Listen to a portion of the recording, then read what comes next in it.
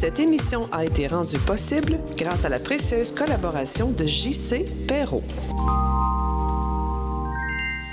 Mesdames et messieurs, bienvenue à On n'est pas pressé. Mon invité VIP des 60 prochaines minutes, ma verbomoteur inspirante avec du panache, est une sacrée battante.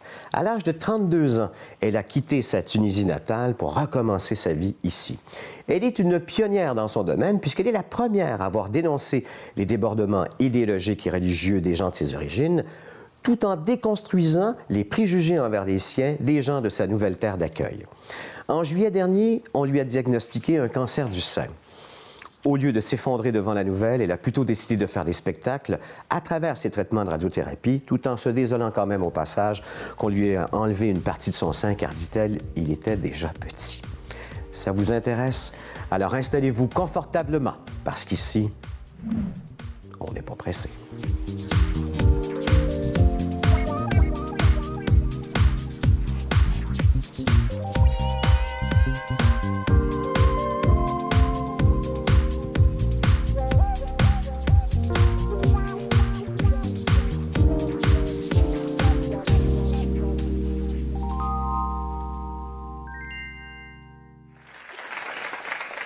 C'est un sujet délicat, hein? Ça cache bien des malaises.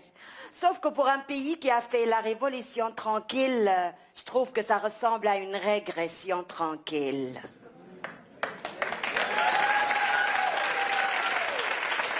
Non mais franchement, moi ça me chicote ce fichu, voilà. Pas vous? Oui. Bon, on se calme. Pas au point de devenir extrémiste dans l'autre sens et d'interdire les bateaux à voile au port de Montréal. Non mais, c'est à l'épicerie de mon quartier que j'ai aperçu pour la première fois une justicière mosquée. Elle m'a dit qu'elle me regardait et que moi je l'ai ignorée. Ben là, je suis pas sûre qu'elle me regardait. Hein? C'est pas évident à savoir, on fait même pas la différence entre sa face et son dos. Nabila, merci de votre visite sur mon plateau. Ah, c'est moi qui vous remercie. Je pourrais vous voyer parce que vous le méritez. Si vous me permettez, je vais vous tutoyer. Ben, ça me fait encore plus plaisir. Mais je sais que dans vos origines, le tu, ça prend quand même une certaine proximité. Je vais vous expliquer pourquoi je vais vous tutoyer, OK? D'abord, je suis votre aîné de 6 ans, donc déjà, ça me donne quelque chose. Et deuxièmement, en faisant la recherche, je me suis dit, cette fille-là, c'est un peu... C'est le genre d'ami que j'aimerais avoir. Ah, wow, c'est pour ça que je vais te tutoyer et qu'on va faire je dirais ce voyage à travers ta vie, à travers tes pensées, à travers tes victoires, à travers tes défaites. Puis c'est ça, dans le fond, cette émission-là, on n'est pas pressé. C'est drôle parce qu'en faisant ma recherche hier, je me suis dit, on n'est pas pressé, c'est les agrumes. Et la terre, la Tunisie, il y a beaucoup d'agrumes, là. Oui, effectivement. C'est le pays des oranges. En plus, ouais, exactement. J'aurais le goût de faire toute la biographie de Nabila, puis dans le fond, je devrais le faire, mais il y a un texte sur ton site Internet qui résume tellement bien la personne que tu es. Je vais te demander de lire ce passage-là, OK? Ça résume Nabila Ben Youssef. J'ai toujours eu l'envie de me dépasser et je devais continuellement repousser les limites pour évoluer. Dès l'enfance, j'étais instinctivement poussée à rechercher la liberté du corps. Et la danse était le seul moyen pour moi d'échapper aux tabous sociaux. Je ne manquais aucune occasion de danser, cérémonies, fiançailles, noces, etc. J'étais incapable de m'en empêcher, malgré les blâmes, les censures et les corrections. Plus tard, comme mon corps d'enfant a peu à peu pris les formes d'un corps de femme, je me suis inscrite à des cours de danse classique et moderne en cachette de la famille, afin d'éviter les objections et les reproches. Ce n'est qu'à 15 ans, lorsque je me suis par hasard initiée au théâtre, que j'ai commencé à comprendre ce qui était voilé. Ma vérité, ma spontanéité, ma sincérité, mon audace, d'où ma colère. C'est cette colère que j'ai transformée. Elle m'a poussée à crier pour évoluer, pour me libérer de ma pudeur. En osant dire ce que l'on pense, non seulement on se libère, mais on inspire aussi les autres à se libérer. Pour s'inscrire dans l'histoire, il faut d'abord croire en soi, prendre des grands risques et oser. Et c'est tellement toi. Tu sais que tu as osé. Est-ce que tu connais la magnitude de ce que tu as fait déjà? Vraiment, je ne réalise pas à quel point j'ai osé. C'est les gens tout le temps qui me le rappellent souvent. C'est vraiment, à chaque fois que les gens viennent me voir, que ce soit après les spectacles, que ce soit les gens que je croise un peu partout, ils me disent c'est votre audace qui nous touche, c'est votre audace qu'on trouve inspirant, voilà. Et tu es très inspirante à cause de ça. Et faire rire les gens et les faire réfléchir en même temps, c'est tout un exercice. Surtout quand on s'attaque à ce que tu t'attaques d'une certaine façon. Oui. C'est ce qui t'a amené ici, dans le fond. Et je le disais en présentation, c'est les idéologies, c'est la religion, c'est l'empêchement de la femme en général et de la société. Puis ça, tu as décidé à un moment donné d'en faire, je te dirais, presque ton pain quotidien. Oui. Oui, c'est l'inégalité surtout, l'inégalité sociale, l'inégalité entre les hommes et les femmes. C'est surtout cette égalité homme-femme que je trouve ici qui m'a attirée et qui m'a poussée à choisir vraiment comme terre d'accueil. Je connais la Tunisie, j'y ai déjà été, hein, mais j'y étais de l'époque de Bourguiba. Oui. Donc il y a quand même très longtemps, j'étais très jeune. Je ne connais de la Tunisie que Tunis et Hammamet. Ben, c'est les belles villes, oui. C'est les belles villes, quand même.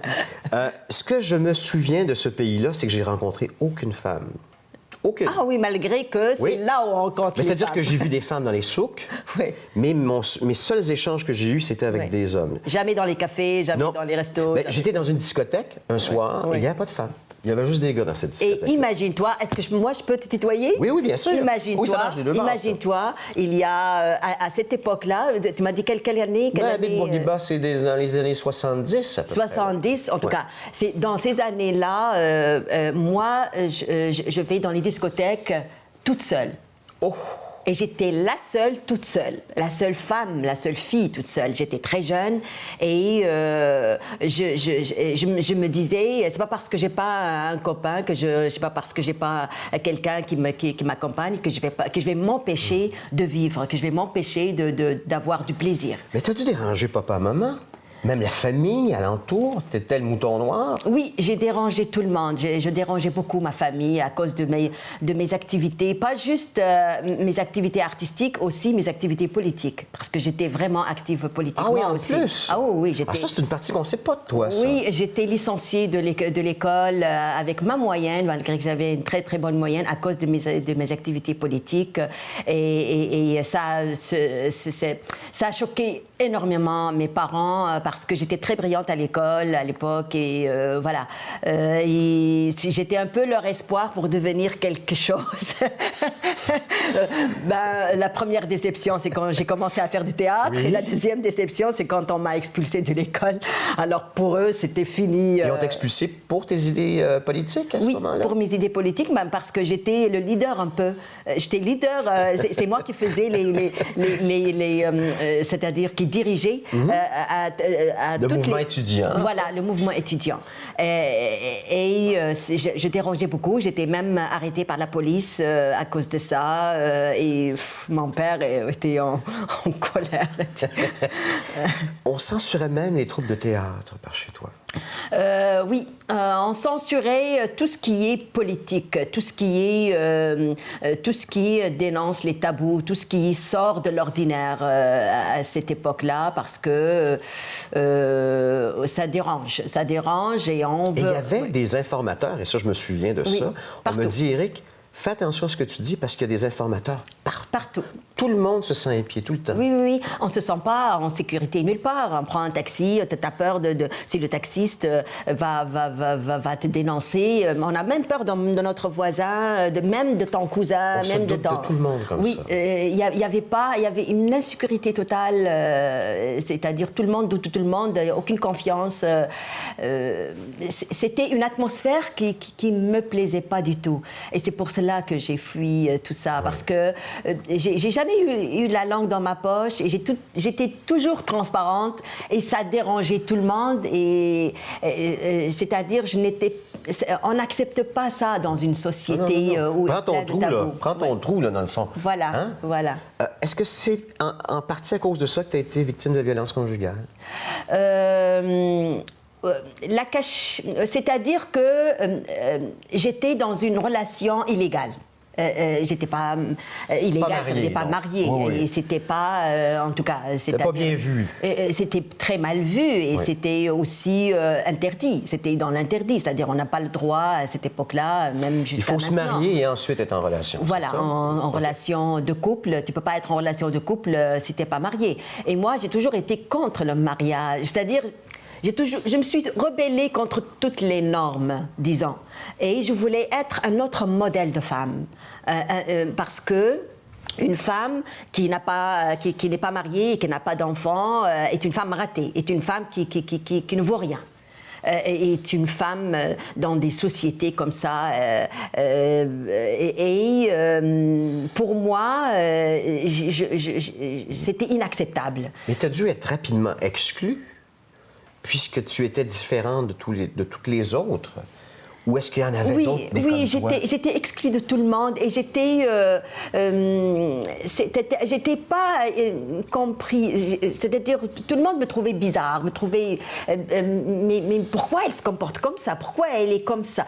C'est-à-dire que j'avais de la difficulté avec tout le monde, avec mon patron, avec ma famille, avec mes amis, avec. Je disais tout ce que je pensais et j'avais pas peur de ça et ça dérangeait. Donc. Et ta seule escapade, ça a été à ce moment-là de jouer. Tu étais comédienne. Oui. Et tu as été, entre autres, à Tunis pour aller continuer ta carrière d'une certaine façon. Et c'est là que tu as été engagée dans la pièce Les Troyennes, c'est ça? Oui, avec les Français, oui. Et cette pièce-là a été en France, à Paris. Oui. Et c'est là que tu as découvert le monde. Et c'est là que j'ai découvert ma liberté, disons. C'est là que je me suis trouvée libre et respectée comme artiste. D'égal à égal, de femme à femme. Voilà. Parce qu'à cette époque-là, même une artiste, une comédienne était un peu mal vue. Donc, c'était dérangeant aussi. Alors, quand je me suis trouvée, quand même, j'ai joué au Théâtre du Rond-Point, au Théâtre sur les Champs-Élysées, j'étais un peu... Là, t'as quel âge? J'avais... début 20 ans? Oui, 25 ans, quelque chose comme ça. J'étais belle, j'étais... Tu l'es encore, là? J'étais plus belle quand même, plus jeune. Et c'était la première fois que je pars en voyage, c'était la première fois que je découvre l'Occident, c'était la première fois que je découvre toutes sortes de choses. C'était vraiment les meilleurs moments de ma vie. Puis quand tu es retourné à Tunis, tu as fait, attends, je peux pas continuer à vivre ça. Oui, effectivement. Il y a un ange qui est passé dans ta route, elle s'appelle Louise Carré, réalisatrice qui est justement à Tunis. Tu es à l'Institut maghrébin du cinéma. Oui. Et tu es assistante monteuse à ce moment-là? Oui, c'est ça. Oui, je faisais du montage. Tu faisais un stage. Voilà. Et cette femme-là te remarque, on t'impose d'une certaine façon, mais en même temps, tu t'illustres dans le montage de ce film-là, qui s'appelait, comment ça s'appelait? Mon cœur est témoin. Okay. C'est un long-métrage documentaire sur les femmes dans les pays musulmans. C'est la première fois vraiment qu'on montre des femmes qui occupent des places importantes dans les pays musulmans, c'est-à-dire à cette époque-là, c'était encore nouveau. On pensait que toutes les femmes musulmanes sont soumises et tout ça. Et alors qu'il y a quand même une résurgence à ce moment-là, justement, du pouvoir des femmes.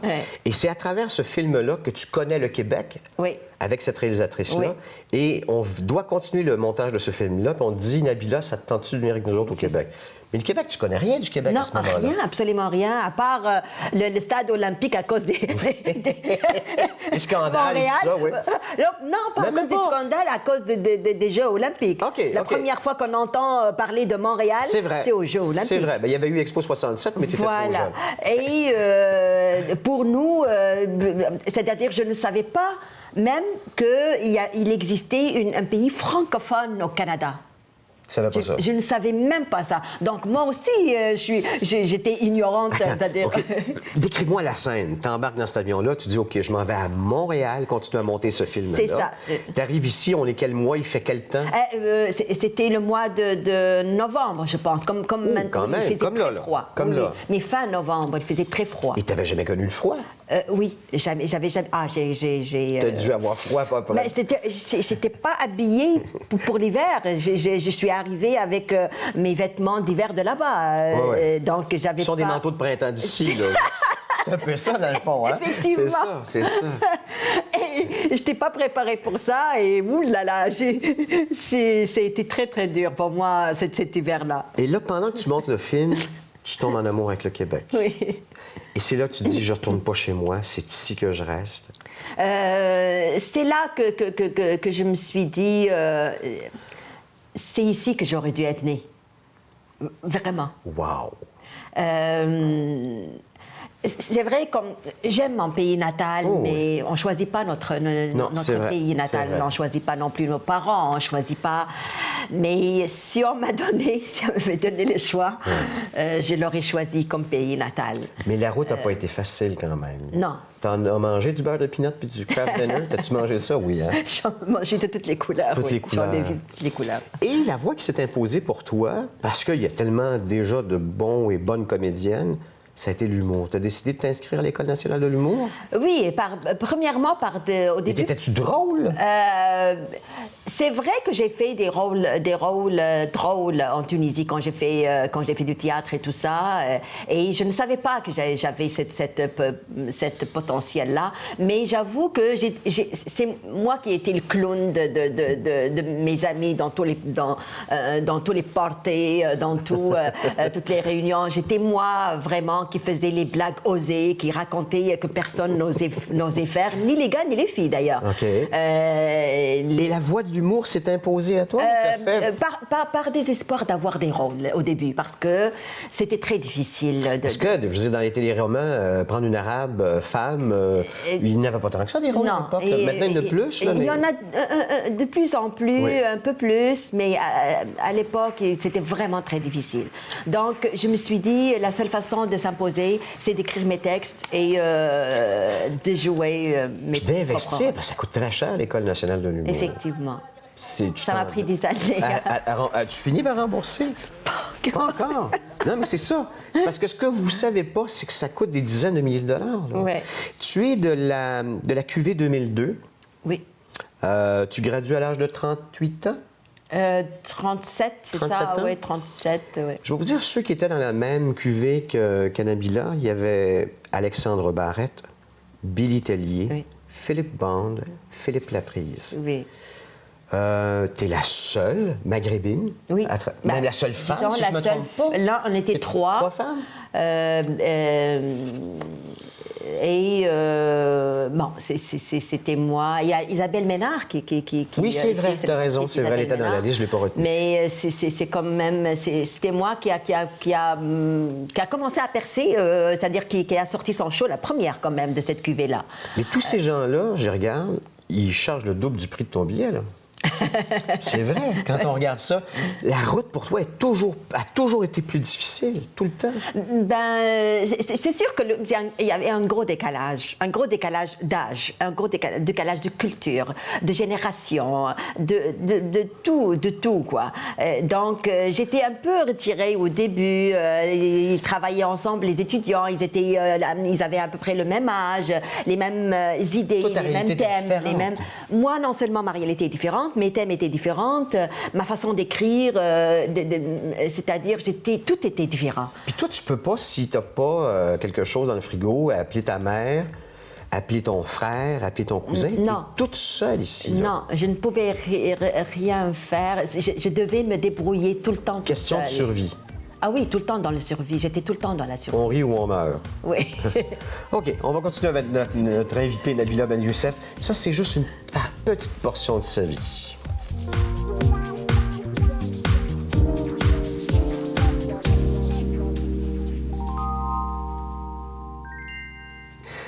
Nabila, 5 sujets, 10 minutes, 2 minutes par sujet. Donc, OK. hein, si on fait le calcul rapide. Le tu vas, c'est correct? Oui, tu es habitué là très bien, maintenant? oui. OK. Premier de tes 5 sujets, on parle de l'amour. Oui. L'amour que tu viens, que tu as probablement connu dans d'autres moments de ta vie, mais que tu viens vraiment de découvrir là, à 50 ans? Assez content, après 5 ans de célibat. Imagine. Ah oui, ça a duré c'est longtemps. l'amour. C'est la première fois que ça dure aussi longtemps. C'est-tu l'amour avec un grand A, ce qu'on appelle l'amour avec un grand A? Oui, c'est vraiment l'amour avec un grand A. Je ne sais pas, c'est peut-être la maturité, c'est peut-être après avoir vécu plusieurs expériences aussi, j'ai connu des hommes de toutes les couleurs et de toutes les ethnies et de toutes les cultures.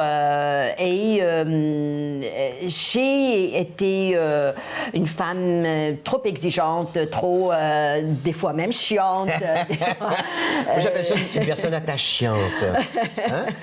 Oui, c'est-à-dire je ne faisais pas de concessions, je ne faisais pas... je croyais tellement en moi que pour moi, c'est comme si je possédais la vérité, mais non. Donc c'est la première fois que je connais un homme qui... c'est-à-dire qui a les qualités que j'aime. Et ce sont des grandes qualités pour moi, qui sont... Est-ce que c'est un Québécois d'origine? Non, il a d'autres origines, Okay. mais j'ai connu des Québécois. Est-ce que tu t'es laissé aimer? C'est-tu un peu ça, dans le fond? Oui. Oui, j'ai pris mon temps, disons. J'ai pris mon temps pour être aimée, et pour bien connaître la personne. Mais comme j'ai dit, c'est différent cette fois-ci parce que je prends la maturité et parce que aussi l'être humain est différent et parce qu'on a peut-être l'âge mûr, les deux, quoi. L'as-tu connu au moment où tu savais que tu étais atteinte d'un cancer? Le jour même, imagine. Le même jour? Le même jour. Attends, le même jour. Le matin, on te dit, j'imagine, là. Puis le soir, tu le rencontres? C'est comme ça? Non, c'est vraiment l'après-midi, j'ai rencontré les spécialistes et il m'a annoncé la nouvelle, la mauvaise. Oui. Et la bonne, je l'ai connue le soir. Wow! Attends un peu. Donc, dans la même journée, tu as vécu le pire et probablement le meilleur? Et oui, la vie est tellement généreuse, hein, je ne sais pas. C'est un désespoir et un espoir en même temps. Donc c'est fait que vraiment... la vie te dit, OK, bon, là, on fait attention, mais regarde ce que je t'envoie en retour, en fait, d'une certaine façon. Oui. Oh, la santé, parce que c'est relié, la santé. Y a-tu fait attention à ta santé? Ah oui, c'est vraiment grâce à lui si j'ai pu oublier cette maladie, si j'ai pu passer à travers, vraiment. Mais sinon, avant d'avoir ce diagnostic-là, est-ce que tu faisais attention à toi? Ou tu poussais un peu la machine? Pas vraiment, je poussais trop la machine. Je poussais trop la machine et je me suis jamais arrêtée. C'est-à-dire tout le temps, la machine, elle roulait tout le temps. Elle roulait tout le temps et je prenais pas du temps du tout pour moi.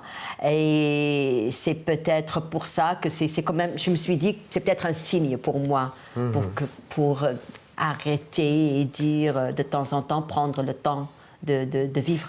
Est-ce que tu reculerais de 6 mois? Si on pouvait t'enlever cette nouvelle-là, est-ce que tu le ferais? Est-ce que non. Non? Non. Tu vivrais quand même avec le diagnostic? Oui. Je préfère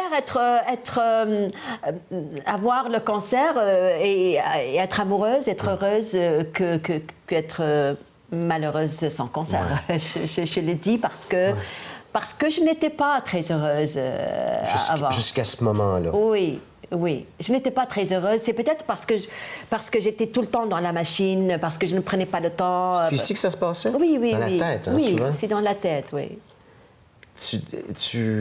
Et maintenant que tu as eu ça, tu fais, bon, le pire est là, je ne peux qu'avoir le meilleur? Oui, parce qu'il faut... Et je me suis dit, je ne sais pas pourquoi j'ai eu ce réflexe-là, je me suis dit, il faut prendre cette maladie-là comme n'importe quelle autre maladie, comme une grippe, comme je me suis cassé le pied, pourquoi s'arrêter à cause de ça? Est-ce que tu te reconnais dans cette façon d'accueillir la nouvelle ou tu t'étonnes de ta réaction? C'est sûr que je n'ai jamais pensé l'avoir parce que j'ai toujours mangé santé, premièrement. Quand j'ai vu le livre sur le cancer, Dr Béliveau, je mangeais tout ce qu'il recommandait, tout ce qui prévient le cancer. Le curcuma, je le mettais dans toutes mes sauces, dans tous mes repas, même dans le café. Bon, j'exagère, mais vraiment, depuis toute petite, ma mère, elle utilisait le curcuma. Donc, c'est pas ce que tu as mangé, c'est peut-être ce que tu as pensé? C'est peut-être tout le stress, c'est peut-être ma vie qui est chamboulée, c'est peut-être... écoute, ma vie n'a jamais été facile, c'est-à-dire c'est un combat continuel, ça a toujours été un combat continuel. Puis maintenant, c'est plus ça? C'est plus ça. J'essaie... Si tu parles d'une ironie quand même. J'ai lâché prise. Oh, wow! J'ai lâché prise. Okay. J'ai lâché prise et peu importe ce qui arrive, je me dis, il faut faire avec. Il faut faire avec, il faut se débrouiller avec. Et pourquoi... De toute façon, ça ne mène à rien. Au contraire, ça complique les choses. Tu n'es pas une victime, en tout cas, de ce que je peux voir. Non, mais je n'ai jamais accepté d'être la victime, de toute façon. C'est vrai. Et je veux dire quelque chose sur la santé. C'est en ayant cette maladie que j'ai découvert le système de santé. Peu importe ce qu'on dit sur le système de santé au Québec, au Canada, ça reste l'un des meilleurs systèmes au monde. Le problème, c'est pas le système de santé, c'est avant de rentrer dedans. Oui. Parce qu'une fois qu'on est dedans, on est vraiment très bien traité. Oui, parce qu'on est extrêmement bien traité et on est choyé vraiment d'avoir ce système-là. Tout le personnel est gentil et c'est incroyable. La langue, le troisième de tes sujets. Je me suis toujours demandé si on est capable de vivre toute la vie avec une langue qui n'est pas notre langue maternelle. C'est une bonne question. Et heureusement... Et ta réponse? Heureusement que je suis tombée sur une langue qui a été toujours ma langue... préférée. D'amour, ma langue... C'est ça? Parce que sinon, tu parlais l'arabe? Oui, c'est ma langue maternelle. C'est ça. Mais le dialecte tunisien, l'arabe tunisien, disons, parce qu'il y a plusieurs dialectes. C'est ça. Il y a le berbère aussi. Un peu en Tunisie. C'est plutôt en Algérie qu'il y a le plus grand nombre de berbères. Mais tu sais, Pierre Bourgault, il a une belle citation de Pierre Bourgault qui dit « La langue, c'est l'expression de la liberté ». Et pour moi, la langue française, c'est la langue de la liberté. Parce que je n'aurais jamais pu m'exprimer aussi librement avec la langue arabe. Parce qu'elle a des limitations? Oui, il y a beaucoup de limitations. Et même, il y a des choses que je dis en français qui pouvaient paraître vulgaires en arabe. Donc, elle est plus précise, la langue française. Elle est plus précise. C'est sûr que c'est une très belle langue et c'est une langue très poétique. Mais elle n'est pas facile, c'est-à-dire à utiliser dans l'humour, c'est sûr. C'est-à-dire que... Et si tu parlais anglais, les Anglais te diraient que l'anglais est encore plus précis. Ah oui? Oui, au niveau du stand-up. Tu sais, une ligne, un punch, c'est ce qu'on appelle. Une ligne, un punch, oui. Vraiment dans l'anglais. Oui. Donc, parlons de l'identité. J'ai eu beaucoup de réflexions dernièrement que je n'ai jamais eues à mon arrivée, que je n'ai jamais eues après 20 ans d'exil, après 20 ans ici au Québec. Je commence à poser des questions. Qui suis-je maintenant? Qui suis-je? Parce que tu es en deux portes, dans le fond. Oui. Tu es exactement en deux portes. Oui. Est-ce que... Bon, je ne suis pas... C'est-à-dire, je ne serai jamais considérée comme une Québécoise, une Québécoise pure et oui, dure. C'est ça. Et on ne me considère plus comme tunisienne. C'est vrai. Mais mon père a vécu ça, mon père qui est parisien. Oui. Okay. Donc, qui suis-je? Est-ce que je suis plus tunisienne ou plus québécoise? Qui suis-je? Tuniquoise ou québésienne? Tuniquoise, j'aime ça. Oui, tuniquoise, j'aime ça. Tuniquoise. Mais tu seras, je veux dire, il va falloir simplement que tu te dises que tu es le produit de tes deux terres d'accueil, dans le fond. Oui, je suis ce produit-là et il faut l'apprendre comme une richesse plutôt. Il ne faut pas s'en faire avec ça, au contraire. Mais c'est peut-être le sujet que j'ai envie d'en parler dans mon projet. Ça va faire un prochain bon show, ça, là. La tuniquoise, j'aime ça. La guerre. On va parler du printemps arabe. Quand tu as su ça, c'était l'accomplissement de toutes tes batailles politiques, j'imagine, de tous tes rêves. De voir ta société se démocratiser, se libérer. C'est surtout de pouvoir enfin parler librement. Ouais. Parce que j'ai vécu dans cette torture, je disais vraiment torture, parce que moi je disais toujours que je parle 3 langues, le français, l'arabe et sous la torture. Donc, il n'y a plus cette troisième langue. Oui, cette troisième langue qui nous oblige, qui m'a toujours obligée de ne pas être moi-même. Je n'ai jamais été moi-même en Tunisie. Tu parles à demi-mot. Oui, il faut faire toujours attention. préparer sa phrase avant de la dire. Et c'était pénible pour moi qui s'exprimait comme ça. Libre. C'est là Mais- l'hésitation. Oui, tout le temps. Tout le temps.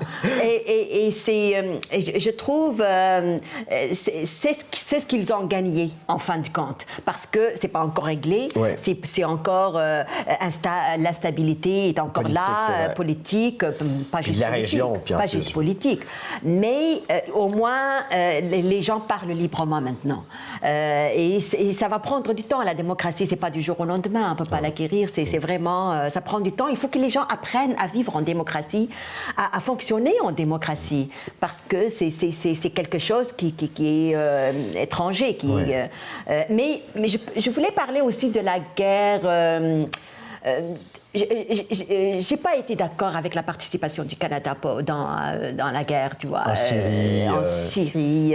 Je trouve que c'est bien dommage. Je trouve que c'est bien dommage parce que j'ai toujours été fière d'avoir De la choisi un neutralité pays de du paix Canada, et pour oui. la paix. Ben oui. De la neutralité du Canada. C'est fini. Et en plus, je trouve que ça ne règle jamais le problème, malheureusement, la guerre. Ça rajoute de l'huile sur le feu. Et puis ces gens-là, c'est-à-dire les terroristes, n'ont jamais eu peur de mourir. C'est comme si c'est Non, un c'est glorieux, c'est glorieux C'est comme pour si eux. c'est un Oui. cadeau qu'on Ben leur oui. fait. Ben oui, il y a 72 de les vierges qui tuer. attendent en plus. Tu comprends, le gars fait Yahoo! Ben oui, parce que ils font ça pour mourir. avec des martyrs. C'est des gens qui sont en désespoir total, affamés et qui s'offrent à la mort. Donc c'est pas, ça ne règle vraiment pas le problème. Ça va faire partie de ton prochain show. Oui. Notre invitée, Nabila Ben Youssef.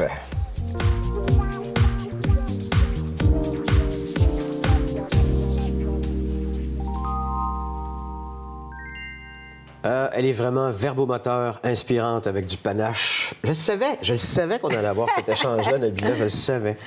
Ce bout de l'émission s'appelle du jus, s'il vous plaît. Si vous avez déjà fait, ou si tu as déjà fait, on va tomber sur le dessus, des Oui. entrevues avec quelqu'un. Il arrive quelquefois que les gens te répondent oui, non, oui, non. Puis là, OK. tu fais, ouais, donne-moi du jus. Là, tu comprends. D'accord. Alors, c'est un peu ça, mais OK, jusqu'à OK. présent, on n'a pas ce problème-là, toi et moi. Je demande donc à mes invités 3 moments qui ont changé leur vie et 3 citations qui les définissent. Oui. Le premier de tes 3 moments, c'est la première fois que tu es montée sur scène. Est-ce Oui. que c'est quand tu étais toute jeune? 15 ans. J'avais 15 15 ans. Mais ça a changé complètement ma vie parce que je ne savais pas que j'allais aimer ça. C'est-à-dire, c'était pas vraiment par hasard. C'était vraiment par hasard. Étais-tu gênée comme enfant? Oui, j'ai une fille timide. OK. J'étais une fille timide, mais et c'est peut-être pour ça que j'ai aimé la scène, parce que tout d'un coup, cette folie, ça me sortait complètement de ma nature.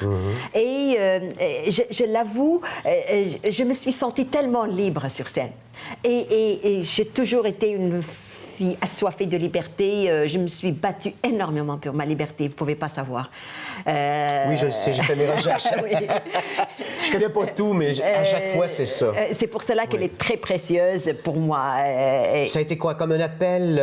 C'est comme l'appel de la foi, quelqu'un qui s'en va on dirait. en religion? quelque chose? On dirait, c'était, oui, une passion, je sais pas comment expliquer ça, mais c'était, oui, tout de suite, je me suis dit, c'est ça que je veux faire, mais c'est ça que je veux faire.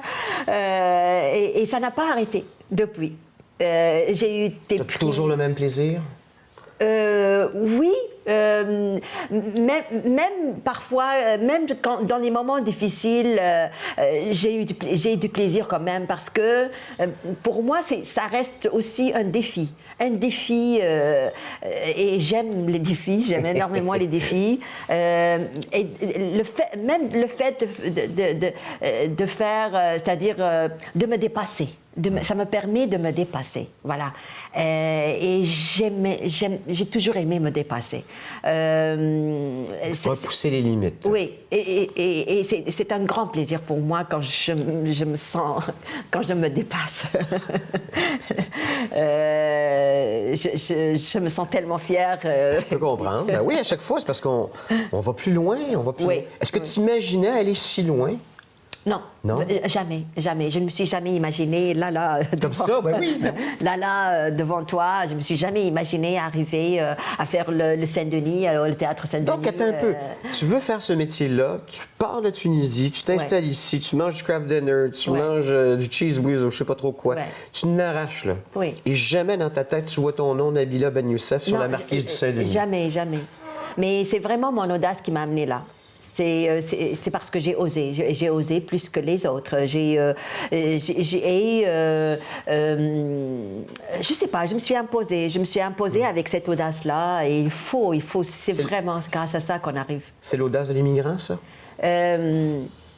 Je ne sais pas si c'est dans ma nature. C'est pas tous les immigrants qui sont comme ça. J'en connais beaucoup, par exemple, des immigrants qui ont de l'audace. Qui font, je suis parti chez moi, là, je vais me faire une place ici. Le fait d'immigrer, c'est oser. C'est déjà une audace. Et d'immigrer toute seule, une fille toute seule, sans d'arriver là, sans la famille et de recommencer tout à zéro, à l'âge de 32 ans.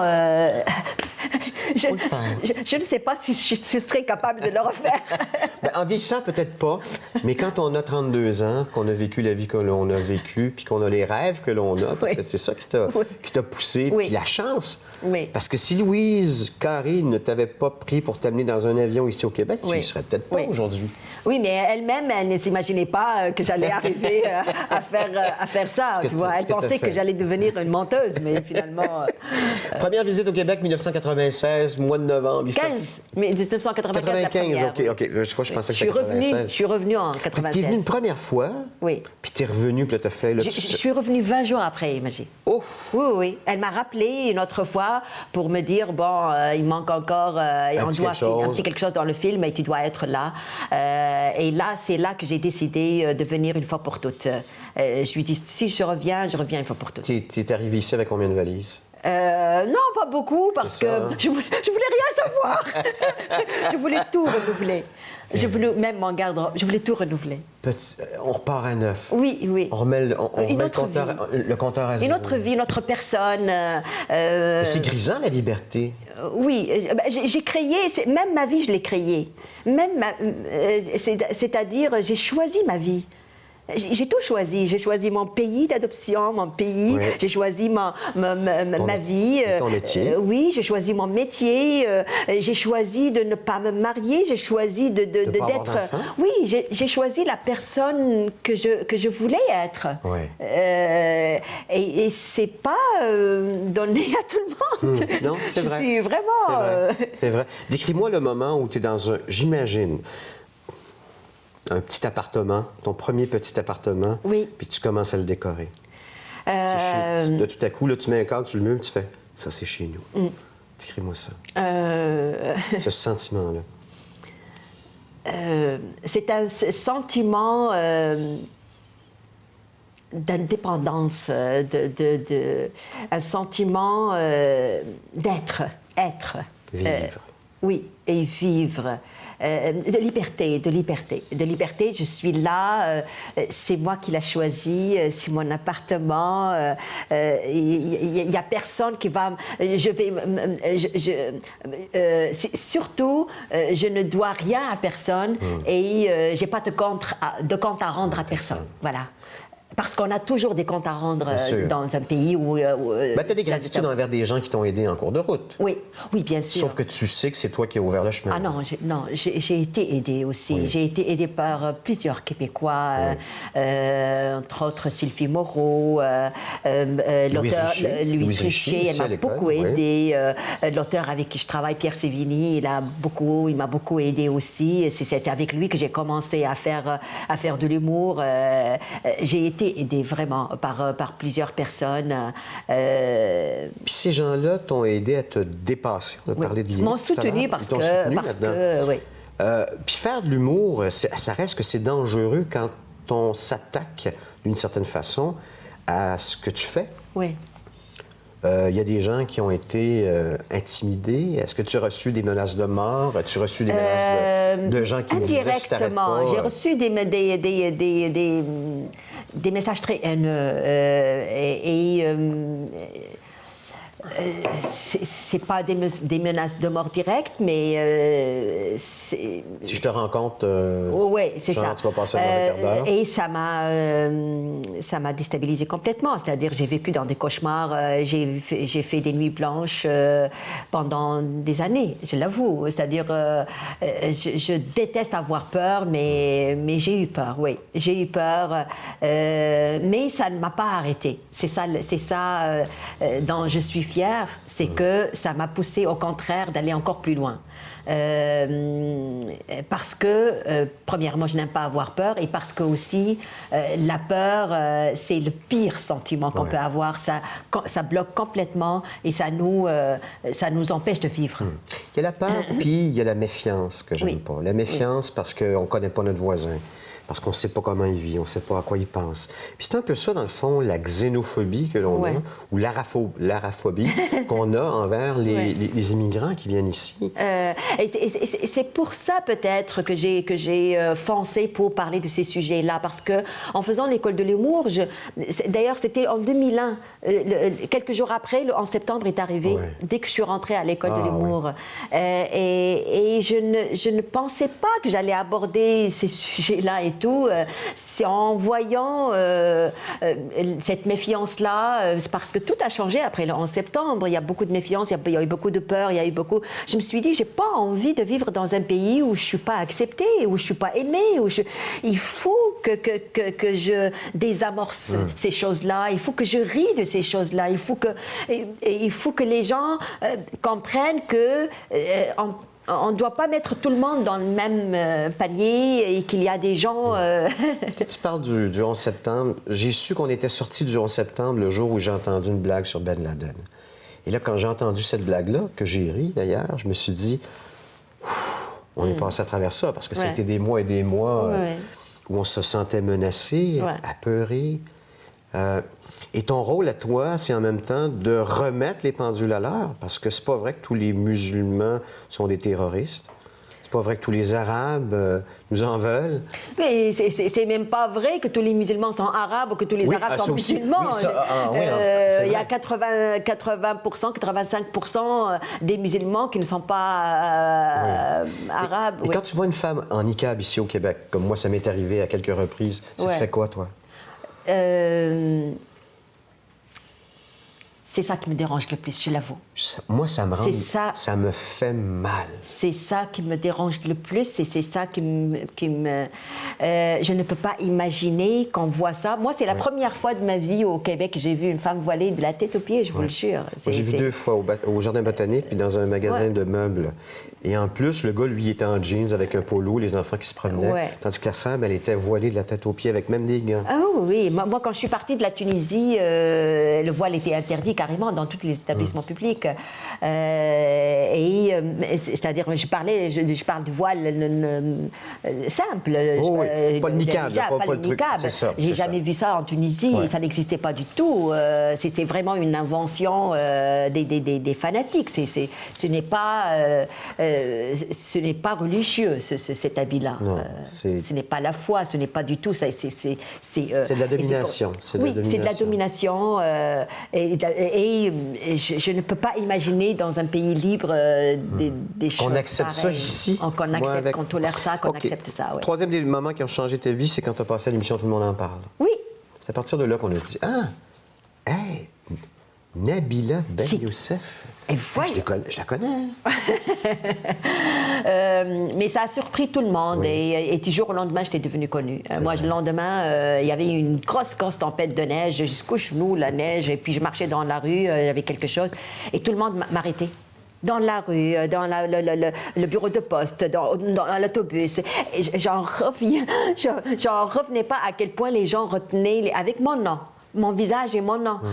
Donc, j'étais très remarquée. Et j'avoue, c'est à cause de mon audace aussi. Parce que j'ai osé dire, pour la première fois, les gens entendent un discours pareil, c'est-à-dire un langage pareil. On n'a pas l'habitude de voir une femme de culture musulmane qui s'exprime librement comme ça et qui s'exprime et qui parle de tous les tabous avec beaucoup de franchise, avec beaucoup de liberté. Arabe et cochonne a été un bel exemple de ça dans tes spectacles. Oui, Il faut quand même avoir du culot pour appeler son spectacle comme ça. Tes 3 citations. Le monde est du côté de celui qui est debout. Oui. Ça, c'est une citation qu'on utilise beaucoup en Tunisie, c'est-à-dire il faut être... il faut persévérer, il faut prendre des risques, il faut être, c'est-à-dire du côté de celui debout, de côté de celui... Debout, ça le dit. Oui, c'est ça, qui se tient debout. OK. Le diable n'apparaît pas à celui qui le craint. Non, parce que... Et c'est pour cela... Non, excusez-moi. Le diable n'apparaît qu'à celui qui le craint. Excusez-moi. C'est-à-dire, et c'est pour cela que j'ai toujours foncé, et je ne voulais pas avoir peur des intégristes, des islamistes. Je les ai toujours dénoncés et tout ça, parce que j'éloignais toujours de mon esprit qu'il allait me faire mal. Je ne... Tu projetais pas ça dans ta tête. Oui, voilà. OK. Puis il y a aussi la peur d'avoir peur, mais ça, c'est un peu ça, dans le fond. C'est un peu la peur d'avoir peur. Et celle-là, j'avais jamais entendu. Oui. L'eau chaude, n'oublie jamais qu'elle a été froide. C'est-à-dire que, quel que soit ce que je deviens, je n'oublie jamais d'où je viens. C'est ça ce que ça veut dire. Et je la trouve très belle, cette citation. Elle me représente tellement. Je suis restée toujours simple. Je n'ai aucune prétention. Quand je rentre chez nous, je suis la Nabila qu'il connaissait depuis avant 20 ans, avant de mon départ. Il n'y a pas deux Nabila, il y en a qu'une. Je n'ai pas changé du tout. La tuniquoise. Toutes mes amies là-bas, elles me disent, tu changes pas. Non, je change pas. Pourquoi je vais changer? J'ai des bonnes valeurs que j'ai envie de les garder. Alors pourquoi changer? On va continuer avec mon invité, Nabila Ben Youssef.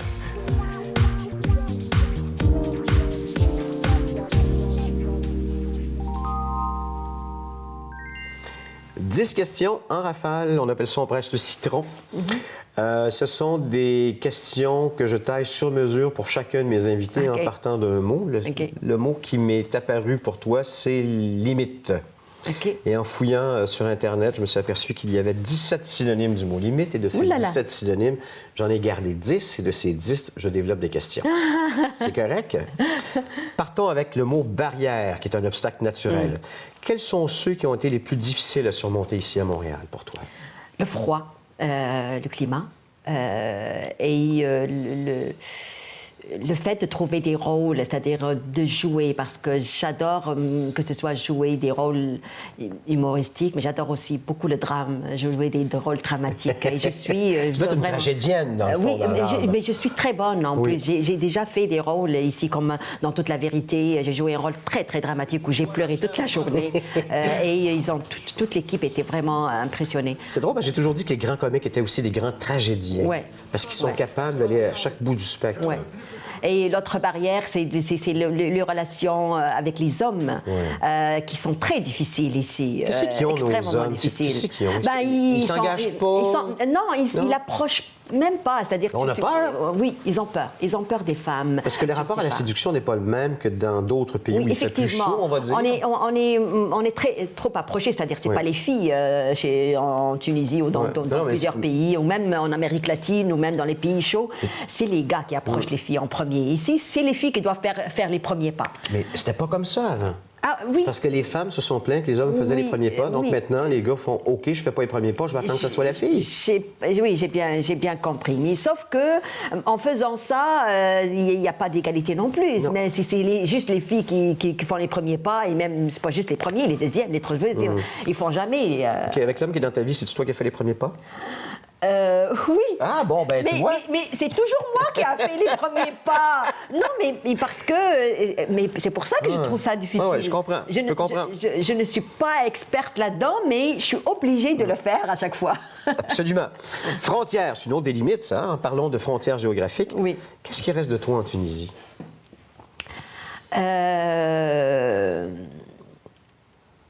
ma chaleur humaine, c'est-à-dire on As-tu est... laissé quelque chose de toi là-bas?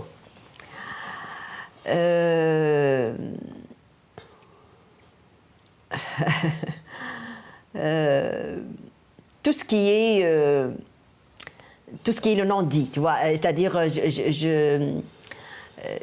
ici je parle spontanément, là-bas il faut réfléchir avant de parler, il faut choisir ses mots comme je vous ai dit tout à l'heure. Okay. Donc c'est un peu la crispation, c'est-à-dire le stress de devoir dire quelque chose et d'être jugé. Voilà. OK, une autre limite. On parle de termes. Ouais. Je pense en termes de contrat, OK? C'est quoi l'engagement le plus important que tu as pris envers toi-même? D'être moi-même. De rester moi-même et d'être moi-même, d'être la personne que j'ai toujours voulu être. Voilà, c'est-à-dire d'être vrai. Tu l'as atteint, ça, au complet? Oui, oui, je pense. Il reste un petit bout encore? Non, c'est vraiment... je me suis réalisée moi-même et c'est ça dont je suis le plus fière. OK. Vraiment. En apparence, surface, Oui, hein? On parle de surface, ça aussi, c'est une limite. Oui. De quoi tu ne te caches plus? Parce qu'il y a beaucoup dans les gens, en tout cas, je sais que dans certains pays... C'est vrai que je ne me suis jamais cachée, mais... Oui, mais en même temps, il y a une pudeur. Hein? Oui. Si tu n'as pas de réponse, c'est pas de réponse. C'est-à-dire, c'est un peu difficile pour moi parce que je ne me suis jamais cachée de quoi que ce soit. Okay. Mais d'être malade, je ne sais pas... Okay. Oui, entre autres, d'avoir parlé de ça. Voilà, d'avoir parlé de ça. Il y a beaucoup de gens qui ne l'auraient pas fait. Ouais. Pourquoi tu l'as fait, d'ailleurs? Il y a ça, et il y a aussi, je ne me cache plus d'avoir vécu la violence conjugale, moi aussi. Pourquoi tu as parlé de ces deux choses-là? C'est libérateur pour toi? Premièrement, parce que je sais que ça va inspirer des gens, et c'est libérateur, oui. C'est libérateur parce que je n'ai jamais parlé de la violence que j'ai subie pendant 30 ans. Je ne l'ai jamais parlé à personne, parce que je sais que j'allais être jugée. Sauf qu'ici, maintenant, c'est plus un sujet tabou, ou à peu près plus. Oui, et ça m'a énormément libérée je peux comprendre. d'en parler. OK. Tu connais l'expression bout, hein? Bout oui, comme extrémité. Tu es à bout de quoi, Nabila?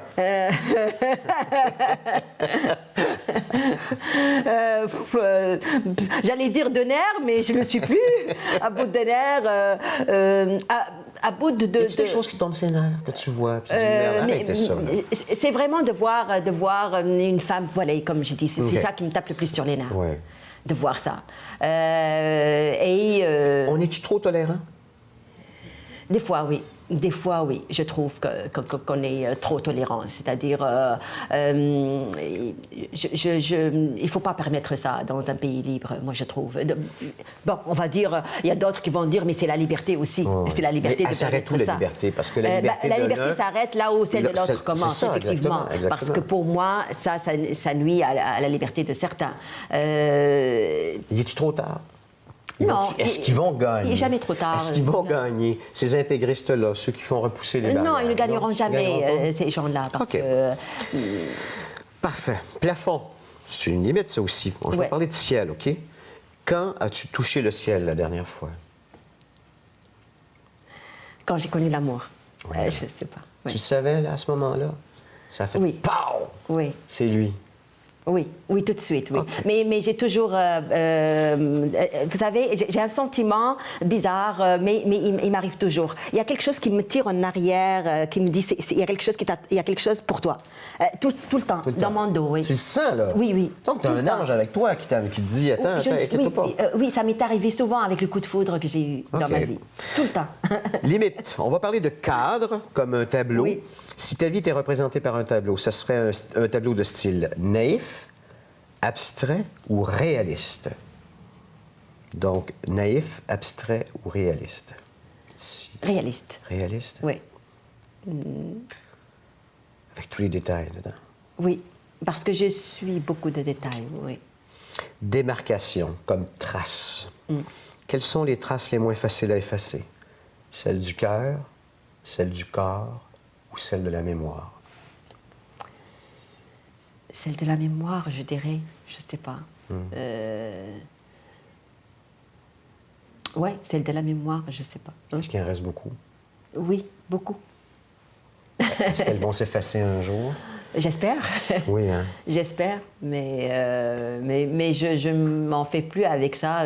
Au contraire, je les utilise maintenant dans le sens positif, c'est-à-dire pour me servir de ça, au lieu que ça soit, au lieu que ça me... Que t'empêche. Oui. Au lieu que ça te freine, ça te pousse. Voilà. OK. Mais ça ne me dérange plus qu'elle soit dans ma mémoire. Ligne, comme l'horizon. Oui. Mourir ici ou mourir là-bas?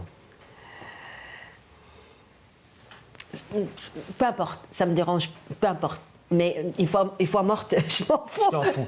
Mais tu sais, avoir tes cendres, ce serait plus symbolique de les avoir en Tunisie ou de les avoir ici au Québec? Oh, c'est vraiment pas quelque chose de question très... que tu poses pas. Ouais, je ne me suis jamais posé la question parce que j'ai jamais eu peur de mourir. Je m'imagine, je l'accueille comme ça. Je vais mourir, je sais que je vais mourir un jour. Et ça ne me fait pas peur du tout de mourir. C'est parce que là, ça me permet de foncer. C'est un moteur. Ouais, Okay. c'est un moteur. Donc, je m'en fous où je vais être. OK, dernière des limites, c'est la fin, comme un générique. Ouais. Avant la tombée du rideau, tu veux faire quoi? Avant la tombée du diodo, je veux faire quoi? Oui. Danser. Danser? Ah, je te vois danser, complètement. Mais j'adore danser. C'est ma première passion, la danse. C'est vrai, on n'en a pas assez parlé. Et c'est en connaissant le théâtre, malheureusement, la passion du théâtre était beaucoup plus forte. C'est plutôt, je ne sais pas si c'est la passion du théâtre ou c'est la prise de parole. Oui. C'est plutôt la prise de parole. Okay. Elle était beaucoup plus forte que l'expression corporelle parce que c'est la danse qui me permettait, avant d'être libre, qui me... C'était ta forme d'expression. Oui, c'est ça. oui. On continue. On est même dans le dernier droit avec notre invité Nabila.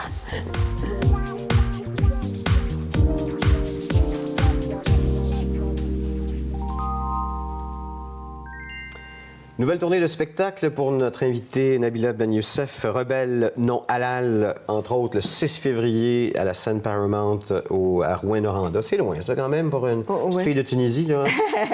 Non, je suis allée plusieurs fois. Ah oui, OK, tu connais bien l'endroit. Oui. Vieux bureau de poste à Québec le 12 février, le théâtre Granada à Sherbrooke le 20 février. C'est une grande salle, ça, quand même. Oui. Il y a aussi l'écriture d'un livre sur ta vie. Est-ce que c'est toi qui l'écris? Oui, je vais y participer, mais c'est un éditeur qui m'a approché pour le faire, pour écrire un livre sur mon parcours. Et j'ai dit oui, pourquoi pas. Toute une vie, ça va faire oui. tout un livre. C'est-à-dire, c'est le moment de l'écrire, Bien oui, sûr. c'est ça. Je pense que le moment est choisi. Pour inspirer certaines. Porte-parole d'une maison pour femmes qui vivent la violence conjugale, c'est ça? Oui, les femmes victimes de violences conjugales et leurs enfants. C'est La maison s'appelle comment? la maison du réconfort. Et ça, c'est à Montréal. C'est à Montréal, oui. C'est une de tes causes. Oui. Et puis, si on veut avoir plus de détails sur les différents spectacles, activités de Nabila, c'est facile, nabilarebelle.com. Je veux vous dire que si vous avez des commentaires, vous avez besoin d'informations sur une des émissions qui a été diffusée, sur cette émission, il y a différentes façons pour vous informer. Donc, info@tvrl.ca, 450-973-8005. Si vous voulez mettre sur vos réseaux sociaux une partie de l'émission ou l'émission au complet, ne vous gênez pas. Elles sont disponibles sur tvlaval.com ou sinon sur notre chaîne YouTube. La citation que j'ai choisie pour toi, Nabila, elle est de l'écrivain tunisien Mahmoud Al-Massadi. Est-ce que tu l'as connu? Oui, je le connais, bien sûr. Il a vécu jusqu'en 2004. Il a été rédacteur en chef d'un journal très, très connu en Tunisie. Il a été également un militant nationaliste, ministre de l'Éducation de 1958 à 68, et également ministre de la Culture.